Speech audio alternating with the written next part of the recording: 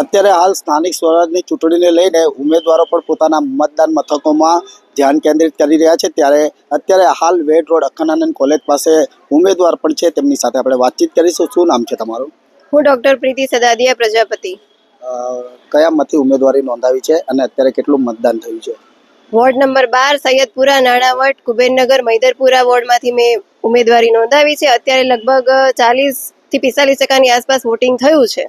મતદારોનો રસ કેવો જોવા મળે છે?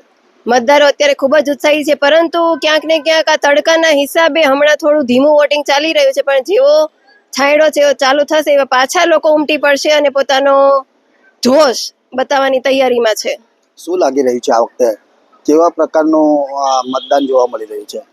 લોકોનો એક જ અવાજ સંભળાઈ રહ્યો છે કે આ વખતે તો દાદાગીરી કરતી પાર્ટીને ઘર ભેગી કરવી છે અને દેશ હિતની પાર્ટી, જે દેશ સેવાનું કામ કરતી હોય, જે લોક સેવાનું કામ કરતી હોય, સર્વ સમાજને સાથે લઈને ચાલતી હોય એવી પાર્ટીને અમારે એવા લોકોને, કામના લોકોને ચૂંટીને લાવવા છે.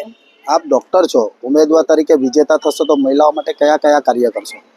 મહિલાઓ માટે જે મહિલા સુરક્ષા અત્યારે ખાલી નામની છે, એમને અમે મહિલા સુરક્ષા પૂરી પાડીશું. જે પોલીસ કર્મીઓ અત્યારે કાગળ પર જ કામ ચલાવી રહી છે, એમને અમે કાર્યરત કરીશું મહિલા સુરક્ષા માટે.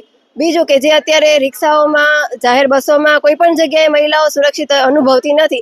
આપણે હમણાં તાજેતરનો જ મુદ્દો છે, અલથાણમાં જે બાળકીનો સાથે અણબનાવ બન્યો, એટલે નાની બાળકીઓ પણ સેફ નથી, મોટી ઉંમરની મહિલાઓ પણ સેફ નથી. અત્યારે લેડીઝો બધી બહુ જ કાર્યરત હોય છે, ઓફિસોમાં બધી રીતે કામ કરતી હોય છે. તો આ બધી લેડીઝોની સુરક્ષા વ્યવસ્થિત રીતે રહે એ માટે અમે પૂરતી વ્યવસ્થા કરીશું. મત માંગવા માટેનો કયો મુદ્દો હતો મહિલા તરીકે આપને?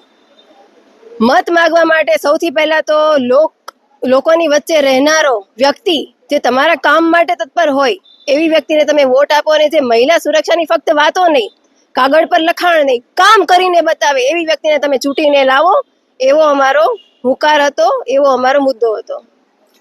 તો અત્યારે અખંડાનંદ કોલેજમાં મહિલા ઉમેદવાર પણ અહીં હાજર હતા. તેમણે મત માંગવા માટેના મુદ્દાઓ દર્શાવ્યા છે, પરંતુ હાલ તાપમાનના લીધે ધીમી ગતિએ મતદાન થતાં નિરસતા જોવા મળી રહી છે. કેમેરામેન યાસીન મલિક સાથે ધીરજ સુમરા, લોકવિશ્વાસની સુરત.